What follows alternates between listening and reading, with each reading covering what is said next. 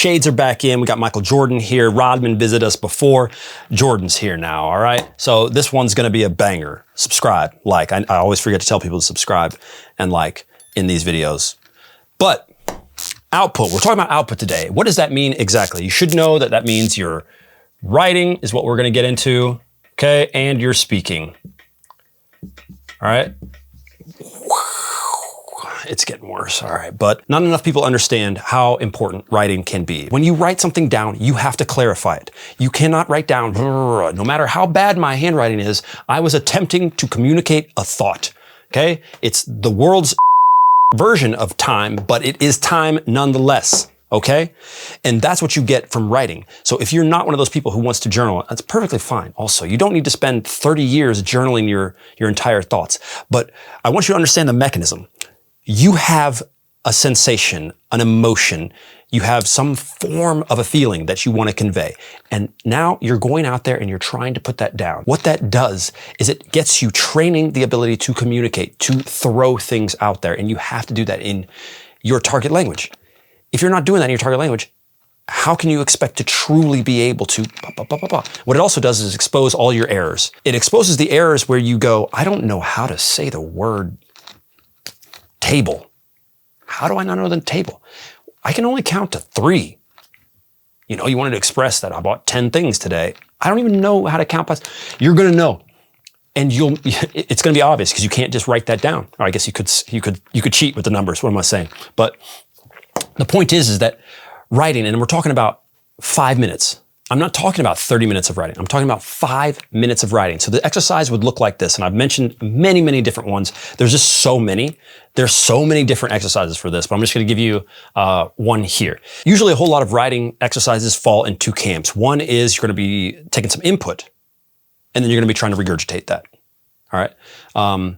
You could be regurgitating that and trying to memorize it exactly.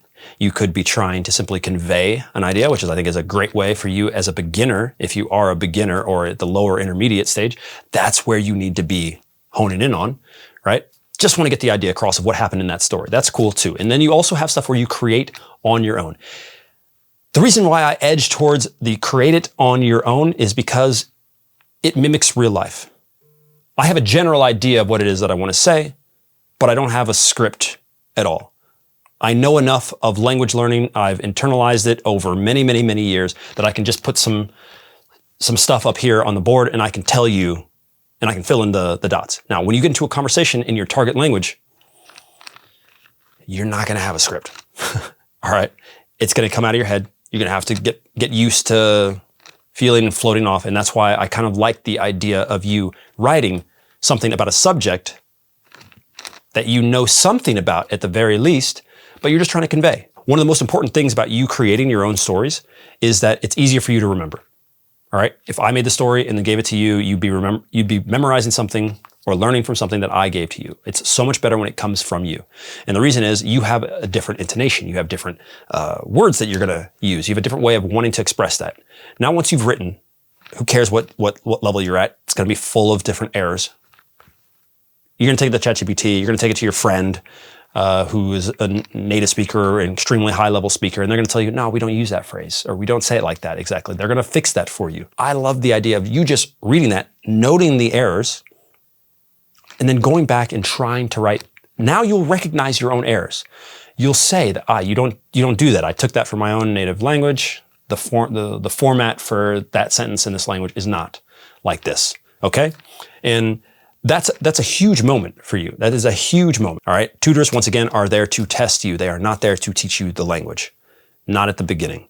Later on, you can have this refinement when you're getting the corrections in and you build up an intuition of the grammar and certain things. Then you can start talking about grammar and where and why not to do this. At the beginning, you just want a superficial look at grammar, word order, conjugations, simple rules and things that might make sense, you might run into. Nothing irregular, because how are you going to understand that if it's just your first few days of the language? All right, now we've got an idea of clearly what output is. Why are we adding flow here? What is flow, etc. All right. Okay, you can see this. I don't know if you can see that or not. Okay, Michael Jordan jersey. Flow. This guy was in flow basically the whole time. All right. Flow is essentially this feeling, this understanding that things are just happening. Stream of consciousness. Things drop from the way. Everybody has experienced this in some way, form, or another.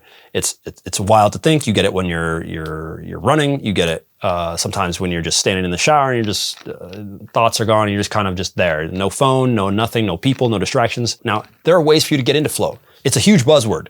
So if you're going to go down that rabbit hole, have fun, hang on to your seat, put your seatbelt on, because it's a wild one. But just to make it as simple as possible, what happens is when you block out distractions and you focus on the thing that you're doing, you get into flow. And we want to get into flow, not just in our output, but also in our input. But the reason that it matters is because how many people get into flow when they're practicing output? So few. So few.